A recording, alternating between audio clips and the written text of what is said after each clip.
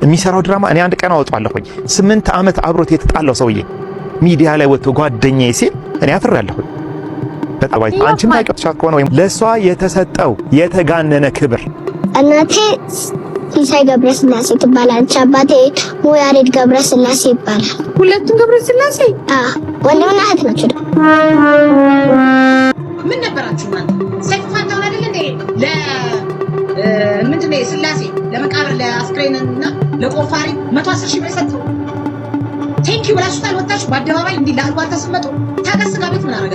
180 ሺህ ብር አይደል እንዴ ለእቃና ለድንኳን የሰጣችሁ?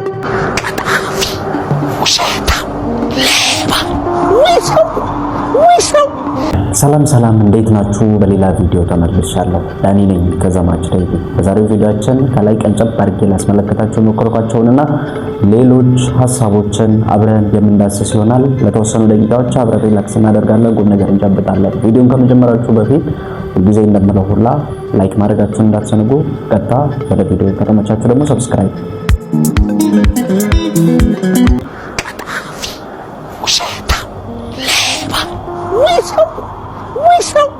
ደና ከሰማይ ከምድር ፍርድ አመለጥኩ ስል በሰበቤ ቀድሞ ይጠብቀኝ ይሄ ሙቱላ ጠቃላ ሙትቻ ሙት ገርፎ አጠጥቶ ቆምጣጤ አጠጥቶ አደባባይ ላይ ሰቅሎ ከወመኔ ጋር ሰቅሎ ገሎ ሰውን አታውቀውም? አውቀዋለሁ። ቆይ እነዚህ ሰዎች ምንድን ናቸው ጌታ? እንዳንተው ያው ሰው ናቸው። በምድር ላይ ዳኛ ነበሩ፣ እዚህም ዳኞች ናቸው። ወይ እኔ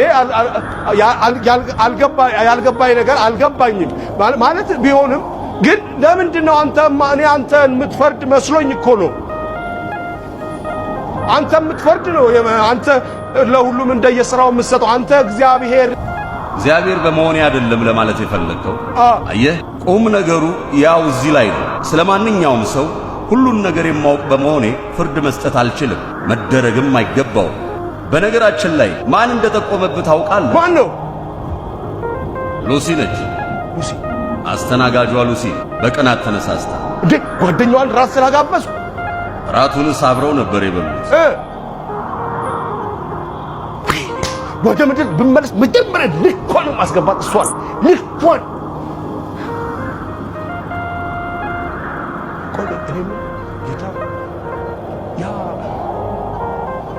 ቴሪን የገደልኩትን ረስተው ነው እንዴ? አልረሳሁትም።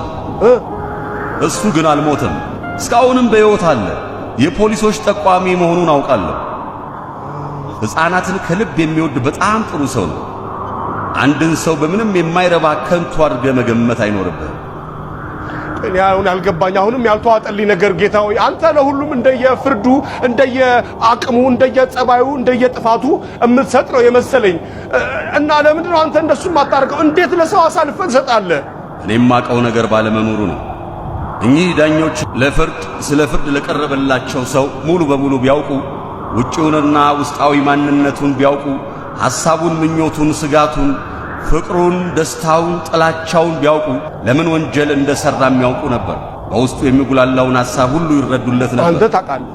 እናም ሊፈርዱበት አይችሉም። ልባቸው ይነካል፣ ያዝናል፣ ይደማል፣ ይራራል። እኔስ ታዲያ እንዴት ልፈርድባቸው እችላለሁ? አይ ጌታ ሆይ እኔ አሁንም አልተዋጠልኝም። እነሱ ለምንድን ነው የሚፈርዱት? ሰዎች የሰዎች በመሆናቸው ነው። እኔ እንደምታየው የምስክርነት ቃሌን ብቻ ነው የሚሰጠው።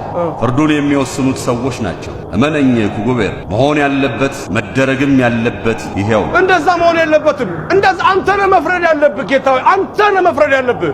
የሰው ልጅ ለመለኮታዊ ፍርድ ለአምላካዊ ፍርድ ብቁ አይደለም። የሰው ልጅ የሰው ቢጤ ፍትህ እንጂ አምላካዊውን ፍርድ ማግኘት አይገባው። ላሽ አቤት አይነቲ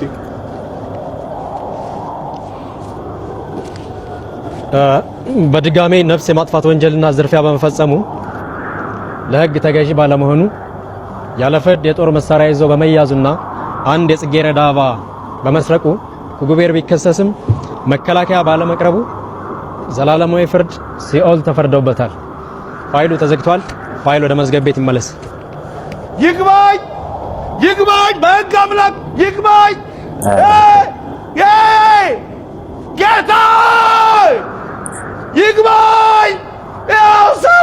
እንግዲህ አሁን ያስመለከትካችሁ ከነፂ ስራዎች መካከል አጠር ያለች የሆነች ድራማ ነገር ነው። ነፂ በስራዎቹ እንግዲህ እንደዚህ አስተማሪ የሆኑትን የሰማይ ቤቱንም ሳይቀር በአይምሯችን በመናባችን እንድንስል እያደረገ ፈሪሃ እግዚአብሔር እንዲያደርግን እንደዛ አይነት ነገሮችን ሲሰራ የቆየ በጣም ታላቅ ሰው ነው። ከሰሞኑም እንግዲህ በአርቲስት ነፃነት ወርቅነህ ዙሪያ በጣም የተለያዩ ነገሮች እየወጡ ይገኛሉ። አሁን በቅርቡ ደግሞ በአባይ ቲቪ ላይ ጋዜጠኛው የተለያየ አዲስ ነገርን ይዞ ብቅ ብሏል። ስለ ጓደኛውና እንደዚሁም ስለ ሚስቱ በቪዲዮአችን እሱን ወደ ኋላ ማሰማችሁ ይሆናል። ቪዲዮውን እስከ መጨረሻ መከታተላችሁ እንዳትዘነጉ። እናቴ ሲሳይ ገብረስላሴ ትባላለች። አባቴ ሙያሬድ ገብረስላሴ ይባላል።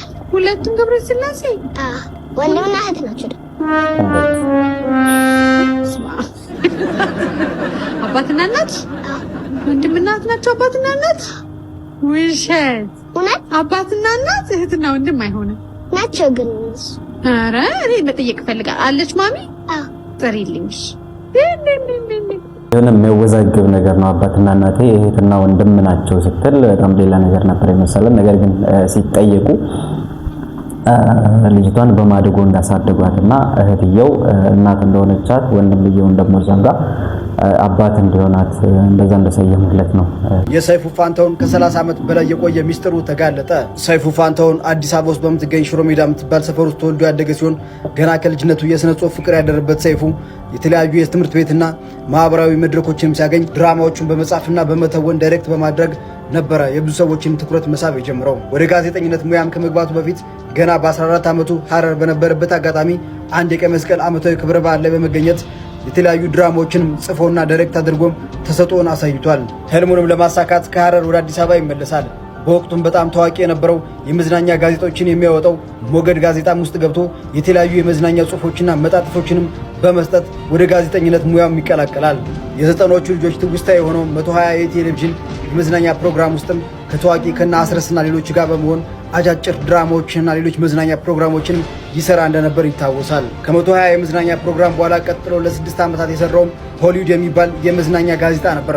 በዛም ከጓደኞቹ ከተመስገን አፈወርቅና ከሱራፌል ወንድሙ ጋር በመሆን ይህንን ጋዜጣ በራሱ በሰይፉ የማተሚያና የማስታወቂያ ድርጅት እያተሙ በጣም በብዛትና በበርካታ ቁጥር ይሸጥ የነበረ አንጋፋ ጋዜጣ እንደነበረም ብዙዎች ይናገራሉ። ከዛም የተወሰነ መዝናኛ የሚባል ሌላ ጋዜጣ ላይ ከሰራ በኋላ ወደ ኢቲቪ ሚውዚክ ወይም ኢቲቪ ሙዚቃ ውስጥ ገብቶ ወቅታዊ ጉዳዮችን በሙዚቃ እያዋጀ እያዝናና የሚያቀርብበት ፕሮግራም መስራት የቻለው 4 ዓመት ገደማ በኢቲቪ ሚውዚክ ከሰራ በኋላም 97.1 ኤፍኤም አዲስ ሲመሰረት ዋና ፕሮግራም አቅራቢዎችና ፕሮዲውሰሮች ከነበሩት ውስጥ አንዱ እንደነበር የሚነገር ሲሆን ከዛ በኋላም ለ8 ተከታታይ ዓመታት የሰራው አዲስ ዜማ የሚባል የሬዲዮ ፕሮግራም ላይ ነበር። ተወዳጁ የሬዲዮ ፕሮግራሙን ታዲያስ አዲስን ለ8 ዓመታት ሸገር ኤፍኤም 102.1 ላይ ከሰራ በኋላ ነበር ራሱ ወደ አቋቋመው ኢትዮ ኤፍኤም በመግባት ታዲያስ አዲስን እስካሁን ድረስ ማስተላለፍ የቻለው። ወደ ፊልም ዓለም ገብቶም ይፈለጋል የሚል አነጋጋሪ ፊልም በወቅቱ ሰርቶ የነበረ ሲሆን ታላላቅ አርቲስቶችንም አሳትፎ ነበር።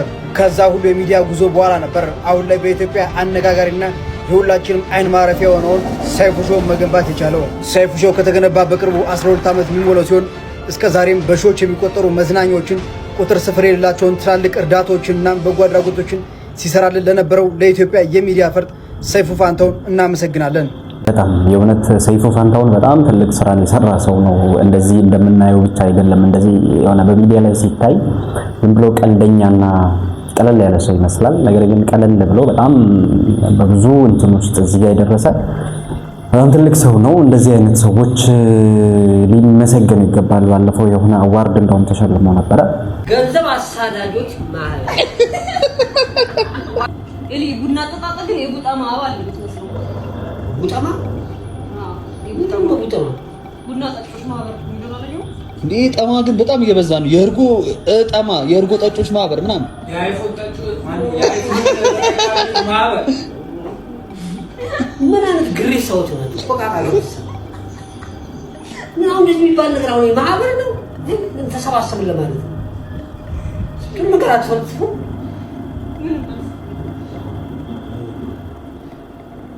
ገአማ ብትሉ ያምራል። ምን ደግሞ መጣ ገአማ ገንዘብ አሳዳጆች ማህበር በጣም አስፈላጊ ገንዘብ ያለው ያውጣ ይስራ ያልዘራበት አዲስ ሁሉም እንዳያልፍለት ፈታ ያሉ ፋዘር ናቸው። ወንድሜ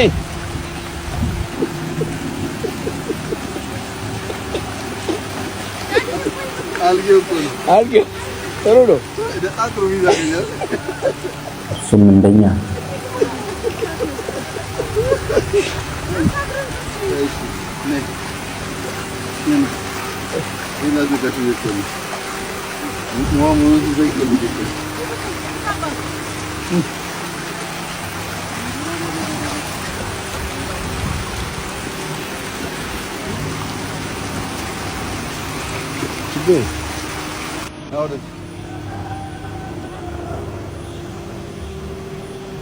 ቦታው ግን እንዴት ያምራል!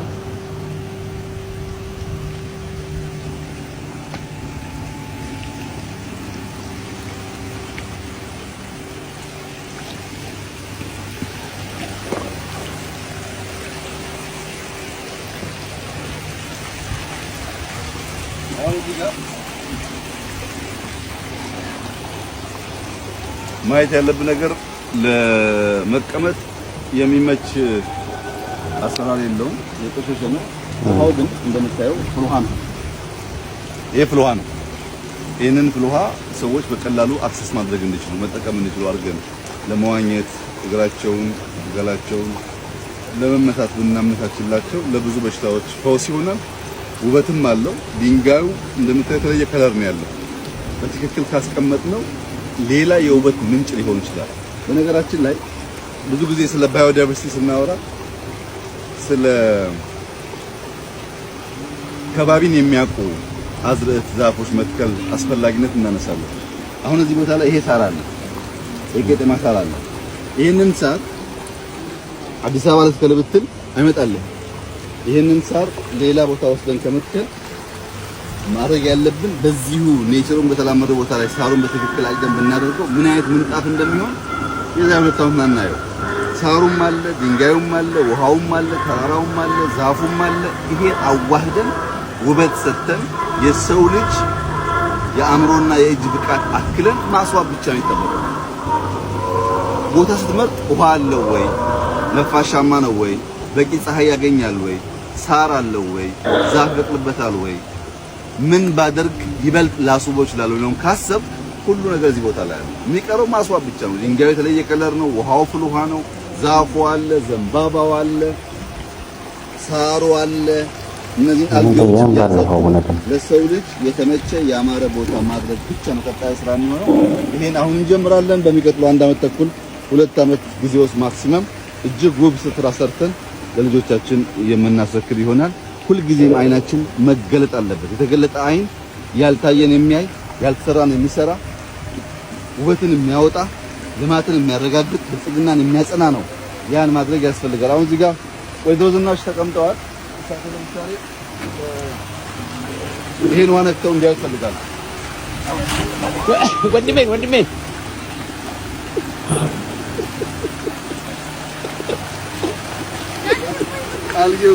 አልጌው ጥሩ ነው። ኧረ አሁንም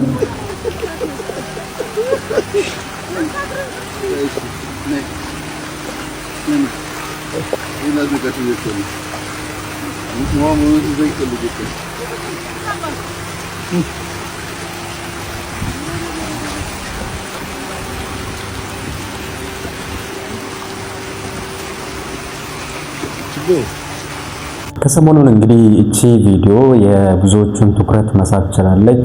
ለመጀመሪያ ጊዜ መንግስት ሲወድቅ ያያላሉ። ምን ነበራችሁ እናንተ? ሰይፉ ፋንታውን አይደል እንዴ ምንድነው ስላሴ ለመቃብር ለአስክሬንና ለቆፋሪ 110 ሺህ ብር የሰጠው? ቴንኪ ብላችሁታል። ወጣችሁ በአደባባይ እንዲህ ለአልዋል ተሰመጡ። ታገስ ጋር ቤት ምን አደረገ? 180 ሺህ ብር አይደል እንዴ ለእቃና ለድንኳን የሰጣችሁ? ታገስ ሆድሽ ይታገስ። ይሄን ለማውራት አንደበታችሁ ተዘጋ። ሰው ለማመስገን ምን አለ የረዷችሁ በዛ በጭንቅ ሰዓት ግራ ሲገባችሁ የደረሰላችሁን ሰው ከምትዋረዱ ብለው ገበናችሁን ለሸፈኑ ሰዎች ምን አለ ቴንኪው ብትሉ። በዚህ ደረጃ ቸግሮናል። ወንድማችን ነበር የሚያግዘን እሱ ሞቷል። የኢትዮጵያ ሕዝብ እኛንም አስቡ ትሉ እኮ የኢትዮጵያ ሕዝብ እንኳን እናንተና ፓኪስታንን ይረዳል።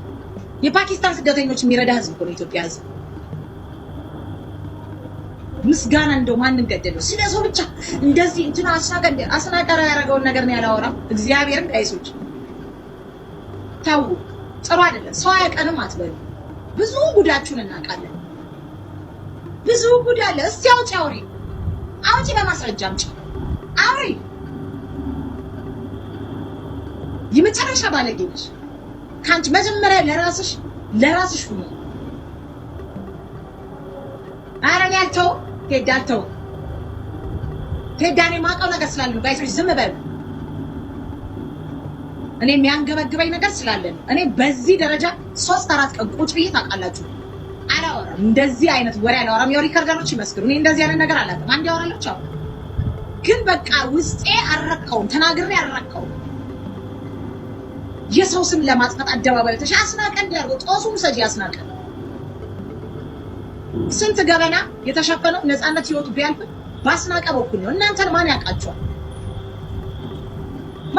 እውነት እናውራ ከተባለ የሚያስተባብር ሰው ቤተሰብ የሆነ ሰው ጋር ወጥሮጥ ብሎ ጉዳይ የሚያስፈጽምላችሁ ሰው ከሌለ እናንተ ማጋር ትገቡ ነው። ማቢሯቸውን ሊከፍትላችሁ እውነቱን እናውራ ከተባለ አይደብራችሁ? ቤተሰቦቹ ያነሱትን ሀሳቦች የሚቃወሙ ሰዎች በብዛት ቢኖሩም አሁን ደግሞ አባይ ቲቪ ላይ ደግሞ ከዛ ለየት ያለ ጠጠር ያለ ነገር ወደዚህ ብቅ ብሏል። የሆነ እዛ ኢንተርቪው ያደረጋቸው ጋዜጠኛ መቅዲሾ ላይ ያደረገው ንግግር አለች። እስቲ እሷን ላሰማችሁ። ቀጥታ የሚሰራው ድራማ እኔ አንድ ቀን አወጣለሁኝ።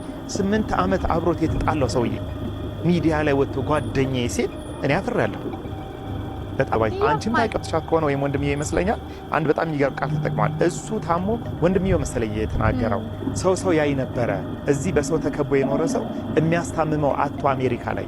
ስለዚህ ከዛ የተነሳ ወደዛ አልሄድም አለ። ኦኬ አልሄድም አለ የሚል ነገር ተነስቶ ነበረ። ስለዚህ ለሷ የተሰጠው የተጋነነ ክብር አይሽ አይደለም ያልተኖረ ህይወት የሌለበት። ለምሳሌ ያክል የነሱ ሐሳብ እኛ ቆርጠም ያወጣነው ማአት ነገር አለ። ግን ጠቅላላ አድርገን ስናወጣው ግን ወንድማችን ተቃጥሎ ነው የሞተው፣ ታሞ ነው የሞተው፣ ዋጋ ከፍሎ ነው የሞተው። እሱ ከሞተ በኋላ በሱ ስም የሚነገደው ነገር ይቆም ነው። ለምሳሌ ያክል በገንዘብ ብቻ አይደለም ባይዘው የሚነገደው፣ እውቅና እኮ ይነገዳል። እውቅና በደንብ ይነገዳል። በደንብ ነው እውቅና የሚነገደው። ክብር ይነገዳል። ክብር ይነገዳል። ስለዚህ ወንድማችን ላልኖረው ኑሮ ነው የሚሉት እነሱ፣ ላልከፈለው ህይወት፣ ላልኖረው ኑሮ የሚከፍለው ዋጋ አለ። እዚህ እሱን ስናይ እኛ ጤናማ ስሜት የተሰማን አይደለም። ምክንያቱም እውነቱን ስለምናውቀው። አየሽ አሁን የነሱ እውነት ወንድሜ እኮ አንድ ነገር ብሏል። አሁን ይሄንን ተናግሬያለሁ፣ ካሁን በኋላ እኔ በሰላም እተኛለሁ ብሏል። ሚዲያ ፕሮግራሙ ላይ ሰምተሽው ከሆነ እኔ ይሄንን ተናገርኩ አይደለ?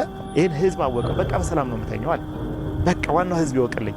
የውሸት ነበረ። ደግሞስ አንድ ነገር ልንገርሽ፣ ሰው ከሞተ በኋላ ለምንድን ነው አርቲፊሻል የሆነ ድራማዎች የሚሰሩት? ሚዲያ ላይ ህይወቱን አይተሽዋል። ትረካዎቻችን፣ ወሬዎቻችን በቃ ያልኖረውን ኑሮ ቀባተን የምናወራው ነገር፣ የሌለውን ነገር አሳምረን የምንናገር በጣም ብዙ ዘግናኝ የሆኑ ነገሮች አሉ። እኔ በጣም ከነፂ ጋር የተያያዘ በጣም ብዙ ኢንተርቪዎችን ሰምቻለሁ፣ አይቻለሁ። የተለያዩ ቪዲዮዎች ላይ፣ የተለያዩ ፕሮግራሞች ላይ፣ የተለያዩ ዩቲዩቦች ላይ፣ የተለያዩ ጽሁፎች ላይ ያየሁኝ ነበረ። በቃ ይገርማል የሚሰራው ድራማ። እኔ አንድ ቀን አወጣለሁኝ 8 ዓመት አብሮት የተጣለው ሰውዬ ሚዲያ ላይ ወጥቶ ጓደኛዬ ሲል እኔ አፍሬያለሁ። በጣም አፍሬያለሁ። አንቺም ታውቂዋለሽ ይሄን ጉዳይ ባይዘው። ለምን ነው አሁን በጓደኛው በኩል የወጣው ነገር ይሄ ነው። ምንም እንኳን ያን ቀን ለ29 ዓመታት አብረን ኖረናል፣ የተለያየ ነው ለአንድ ወር ብቻ ነው ቢልም ነገር ግን ለ8 ዓመታት ተጣልተው እንደቆዩና ውሸት እንደነበረ ከዛም በኋላ ሲሰሩ የነበሩት እንዳለ በቃ የፌክ ነገሮች እንደሆኑ ጋዜጠኛው የተናገረው። ይሄን ብቻ ሳይሆን እንደውም ሌላ ነገርም ነበረ። ሌላ ብዙ አይነት ኢንተርቪዎች ነበሩ። እኔ ከነዛ መካከል ትቼ እቺን ብቻ አውጥቼ ነው የሚለው። ቤተሰብም ያላወጣ ነው ገና ብዙ ነገር አለ ይላል። እንደዚህ አይነት ነገሮች ናቸው በአርቲስት ነፃነት ወርቅነህ ዙሪያ ከሰሞኑን ያሉት። ሁሉ ጊዜ እንደምለው እኔ ነፍሱን ፈጣሪ በእቅፉ ያኑራት የሚለው። የዛሬው ቪዲዮአችን ይሄንን ይመስል ነበር። ቪዲዮውን እስካሁን ላይክ ሳታደርጉት ስትመለከቱት ከነበረ የላይክ ምልክቷን ጫን ማድረግ እንዳትዘነጉ። ሀሳብ አስተያየታችሁን ደግሞ በዛው ኮሜንት ሴክሽን ስር ማስቀመጥ ትችላላችሁ። በሚቀጥለው ቪዲዮ እስከምንገናኝ ድረስ መልካም